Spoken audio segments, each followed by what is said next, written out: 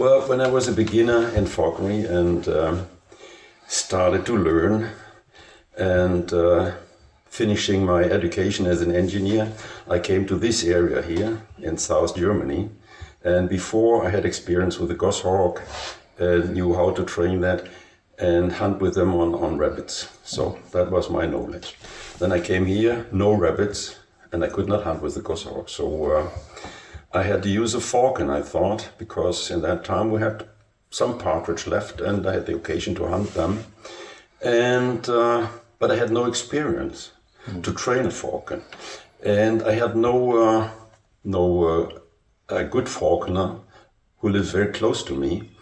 And I had to educate myself, learning by doing. And I thought all the experts from the past who were really professionals, they should have known what they do. And I was thinking that there is literature. And so I started to visit the libraries to find books about falconry which I could learn from. And that was the beginning. And you go to a library, they have some books about falconry, but not all. There's no library who has all books on falconry. And I wanted to learn more. And when you go to a library, you can read a book for a while, make notes. But having that home, you forget something. And when they give it to you home, you have it at home, but for 4 weeks. And you cannot read a full book and learn all of it in 4 weeks. So then I started to buy books. I had not much money, but the situation went better when I founded my own company. Mm-hmm. And then I had the abilities to buy the books I really wanted. And then I had the ability to buy old books and the classics. And so I did start to put my book collection together.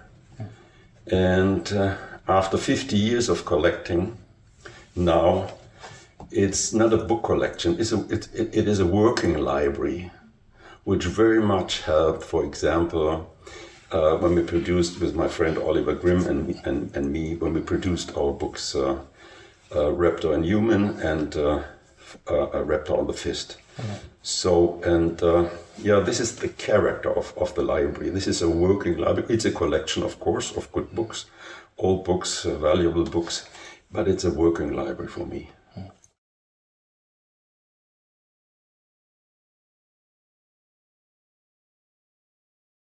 Well, the plan first was just to write a little report about a workshop Oliver did in the north of Germany at his institution, and then we both met and get closer together. And one time I asked him, Oliver, I read a lot of articles of historians, and they start sometimes then to write about falconry, and I said to him, I have the impression that some of them have no clue about practical falconry. And I asked him, I had no shy to ask him, and he is open, And I asked him, do you have ever seen practical falconry? So he said, no, never. And so, we get very good friends. And then the book project was growing and growing and growing. And then we brought people in from all disciplines, from archaeology, starts with Oliver, then zoo archaeology, then biologists and linguists and art historians, and we try to cover the whole thing of falconry in all aspects. And this is put down in the first book. But as we said in the book, we started, and of course, 100 of scientists who wrote articles for the books covered a lot, but there are still some questions unanswered. And one of the most important questions is, where is and when is the origin of falconry? And the most of the scientists say, it is coming from the steppe in Asia, but there is no real evidence for that. And there are, for example, 2 scientists who wrote about, and one was Epstein, an American scientist, and he said, yeah, falconry is so complicated, it must have been invented by a high-educated society, you know. Well, falconry is not that complicated, you know. As a practitioner, it's not that complicated. It's much easier if you know how to train a hawk to get out with him and hunt than to train a good dog and make a good hunting dog. That's much more complicated. So, and the other guy said, yeah, well, it must have been in the steppe. And then it spread out all over the world. And one evidence is that the equipment of the falconry is all over the same in the world. So it must become from one ignition point. But no. Be so good, I would say to that guy, you know, there's nothing complicated in falconry equipment to come to the idea to fix a bird by some two gestures by the feet and tie him with a lure. You don't have a genius from the steppe to come to this idea, you know, and equipment is coming out from that by practical doing every day. And so there are double inventions in the meantime, you know. There's a bow perch. A friend of mine wrote an article in our magazine, DFO magazine, it was 72 or so. He invented a bow perch, and but he did not know the book of Broderick, Falconer's Favorites, where you can see a sparrowhawk on a bow perch. The same, he made it a nice design for it. And thought over to make a patent for it, you know. And even the round perch, Renswalla developed or invented, is not really a new invention in falconry. So, and I think I am for the theory that falconry comes from watching what happens in nature, you know. And people in that time, they were outside, they lived from nature. They were not theorists. They were every day out, and they were raptors hunting, and they saw that. And probably when they had not the necessary to get a young raptor and eat it immediately to get something to eat, so people raised up birds like me when I was a young boy, and like we raised up a goshawk, and then we were witnessing. How he starts hunting, you know, and we were with him when he caught the first rabbit. So from that point, it's not so easy to come to the idea, oh, I should use that bird regularly to do that and hunt for me. Yeah. And there's another question.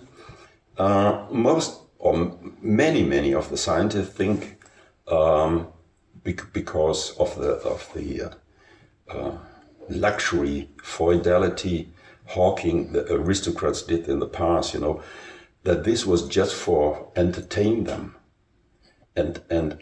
but for every serious falconer, it's clear that was to hunt something, to have something to eat, and not just going out and just only having fun with the birds.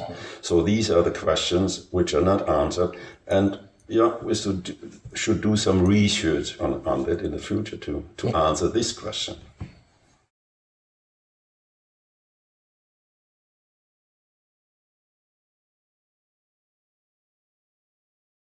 If you put a collection together like this, and I have friends who collect, for example, hunting literature, and when we are nearly all in the same age, and everybody asks the question, what happens with my collections, or with my collection? And nobody has a real answer, and I was thinking about, and everybody hopes that all what they put together, like me, 50 years collecting books and over 1,000 books. This is a unique treasure. Have all this together, and so I collected books worldwide from all the authors, and all the significant and important authors are connected in my library room. And yeah, my heart would bleeding if I would thought, you know, probably this would spread out like many other of important and big libraries, and all gone. Good for collectors, So it was good for me to collect something from big libraries who were destroyed, you can say destroyed. And I wanted to avoid that. Look, the very important and most valuable hunting library was the Schwer collection. So when Schwer died, he made this famous catalog, which is a bibliography and important for everybody who collects, because he nearly had everything. But this was auctioned before the Second World War. The Germans could not buy in that time because it was wartime. And then the second part was sold, I think, it was 46 after the World War. And no German normally had the occasion to buy there. But the auctioneers and all the buyers, they made a big business out of it, And the widow got 10 or 15% of the real value of the books that time. So a really bad fate. Is it a fate? Yeah, really bad fate. An example what happened with this library. And then another important library, nearly same time, was the library of Janson from Paris. And well, this is a fate I found some libraries went through. A family who has the possibility to keep the libraries and say, okay, we will keep that because father loved that so much, But the next generation passed probably the shelves the whole life until they 25 or 30, and they said, I never touched a book from then, And probably they have the distance then to sell that and get the money. So the library of Janson was sold in first part 87 in Monaco. And at the end, I profited a little bit out of that. And I have some books from the Schwer collection as well, because they were spread out. And so the next big collection was, for me, and here in Germany, was Lindner. He collected 12,000 books, all fields of hunting. And he was really a historian. He was a businessman, had an old company, but his hobby was to relax after probably coming home 8 at night and reading old texts. And he was really well educated, like many people in that time, He knew Latin language, he could read French, and he made contact with people all over the world, and they changed. But he made a contract with the Bavarian state, and the Bavarian state wanted to buy the books. So they were stored for 15 years in a university here in the south of Germany. And then when the period ends, the children, the inheritance, made contact with the Bavarian state and said, yeah, well, probably you should take it over and we should have the money. And then the Bavarian state said suddenly, no, we don't want it anymore. Because all which is in, or 85% or 80%, we have in libraries in Germany. So we don't need that duplicates anymore. And what they don't have, they can come to the auction and then they can buy for their library. So 4 different people from Berlin, Munich, and I think, Frankfurt or so, came to buy some books at the auction. I could buy a lot of them, so that was good for me.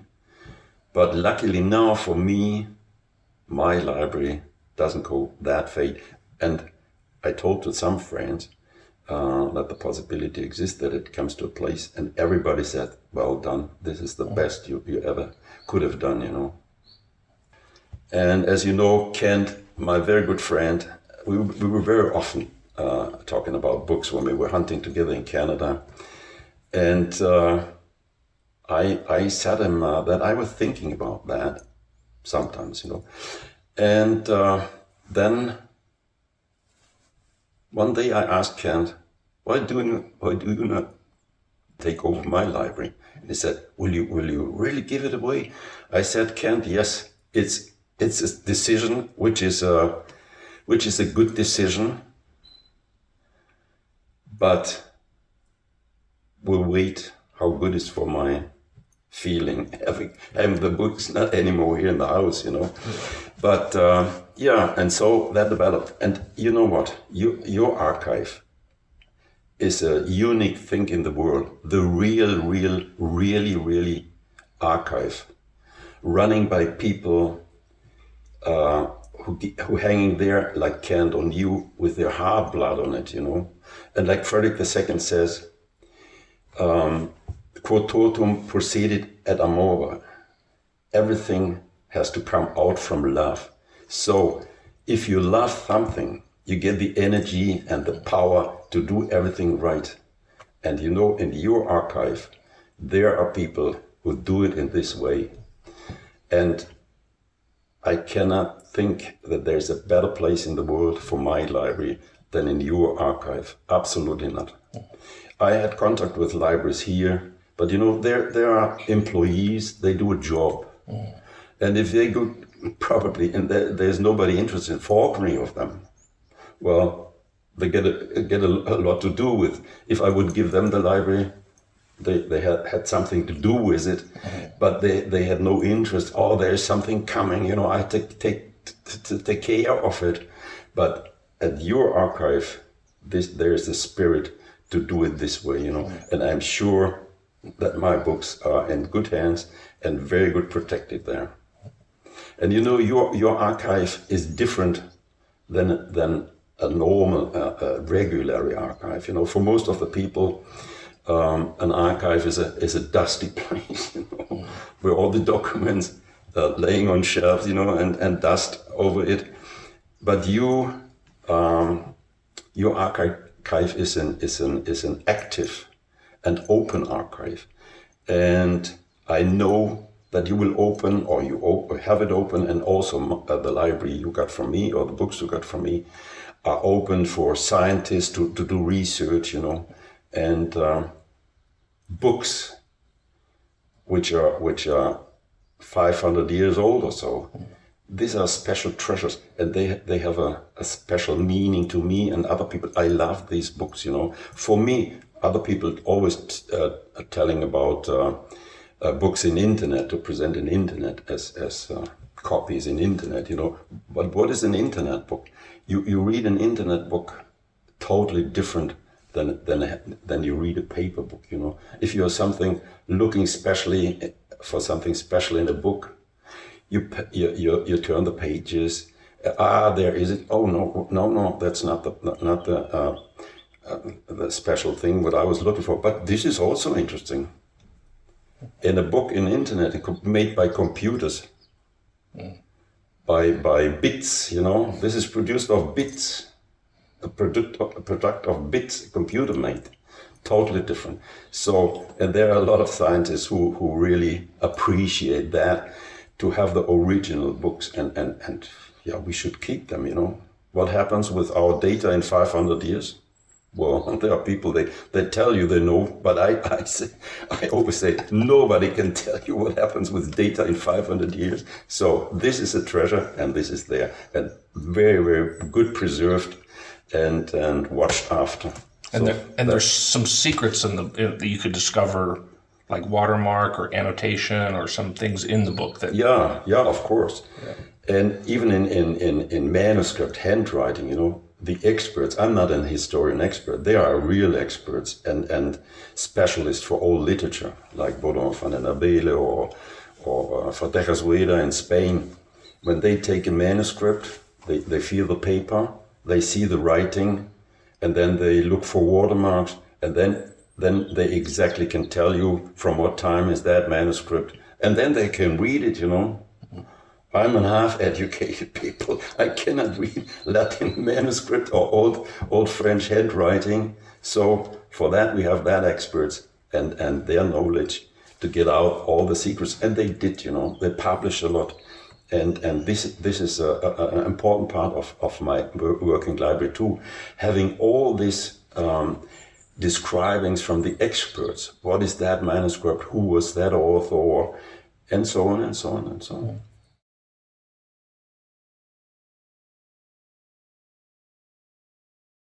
Well, the next great opportunity the archive offers to me too, is probably to publish some of the books I have, which means probably a translation. I'm working on a translation of a very, very famous Japanese book, Eon Takakagami, made by Kyosai, the painter, and I have made a German, friends made it, translated from Japanese to German, and I translated into English, and probably this will be the next good project to publish that book, because there's no translation until nowadays.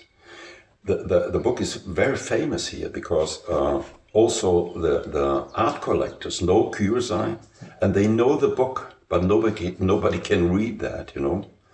And an example, Philip Glaser brought a copy out of that. No translation, just a little bit introduction, and nobody saw that the title page is bound in upside down, you know.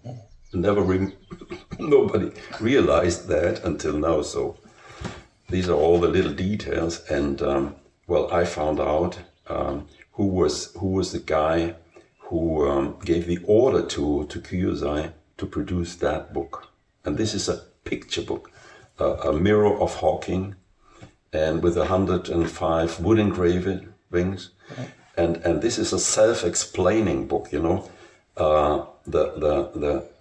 The pictures show everybody so detailed, especially a falconer, what happens in this scenery. But we translated the explaining text. Some are poems, and yeah, this is a nice project. And another nice project would be probably there is a old Spanish manuscript in the collection, which is absolutely unknown. My friend Fadejas Rueda made a transcription into modern Spain, or readable Spanish, and well, we were thinking probably to publish a reprint, and this could be the next good project to find out and do more research, you know, find out who was the author. Jose Manuel said this was the text, for example. He says, absolutely unknown. He knows all the manuscripts from all the authors from Spain and Portugal from 1250 on. But what he found out, he said, this must have been written by a practicing falconer. And this is an origin text, has nothing to do with other text. And he did not copy anything. So he just has written down what he did. And this is a very, very interesting project for the future, for example.